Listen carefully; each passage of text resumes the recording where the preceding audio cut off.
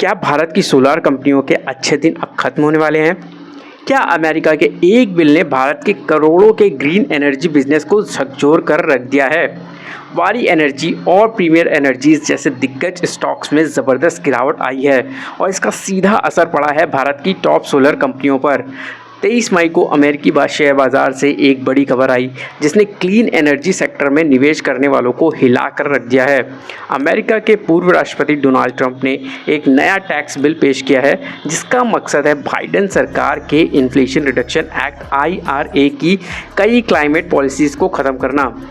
यही IRA वो कानून था जिसने अमेरिका में क्लीन एनर्जी सेक्टर को ज़बरदस्त बूस्ट दिया था।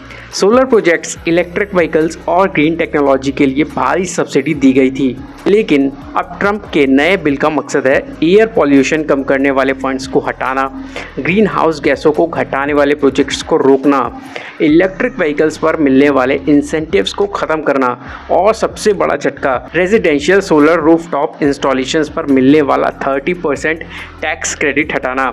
मतलब साफ है, अगर अमेरिका में क्लीन एनर्जी सेक्टर सपोर्ट खोता है तो उसकी ग्लोबल सप्लाई चेन पर भी गहरा असर पड़ेगा। अब आप सोच रहे होंगे अमेरिका में अगर कुछ बदलता है तो भारत को क्यों फ़र्क पड़ता है?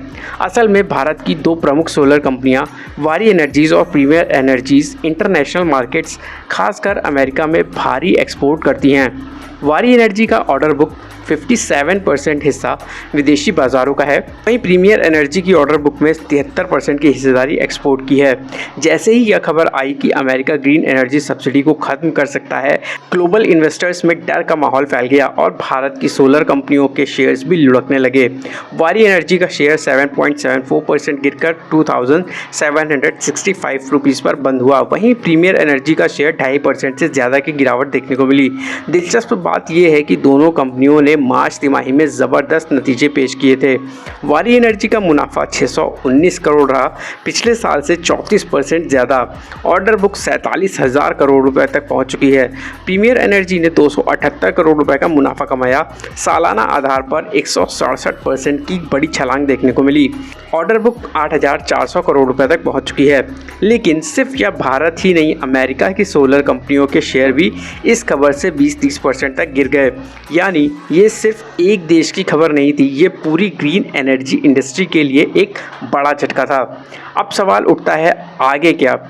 यह बिल अभी अमेरिकी सेनेट में पास होना बाकी है। अगर सेनेट में संशोधन हुआ तो असर सीमित हो सकता है, लेकिन अगर ये बिल बिना बदलाव के पास हो गया तो भारतीय कंपनियों की अमेरिका में ग्रोथ की रफ्तार धीमी पड़ सकती है।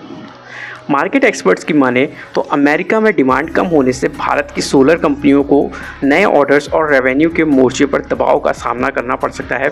फिलहाल वारी और प्रीमियर एनर्जी के निवेशकों को सतर्क रहने की ज़रूरत है। शॉर्ट टर्म में वॉलेटिलिटी बनी रह सकती है, लेकिन लॉन्ग टर्म में घरेलू और एशियन मार्केट से इन कंपनियों को सपोर्ट मिलता दिख रहा है।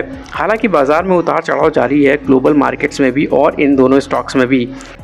इसलिए एक्सपर्ट्स की सलाह है थोड़ी सतर्कता रखें, बाज़ार को अच्छी तरह से समझें और सोच समझकर निवेश करें। और हमारी भी यही सलाह है, अगर आप भारतीय बाज़ार या किसी भी फाइनेंशियल मार्केट में निवेश करने की सोच रहे हैं तो अपने फाइनेंशियल एडवाइज़र की राय ज़रूर लें।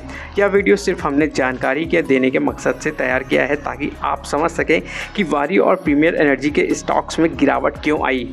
वीडियो पसंद आए तो लाइक करें, चैनल को सब्सक्राइब करें। Thank you for watching my video.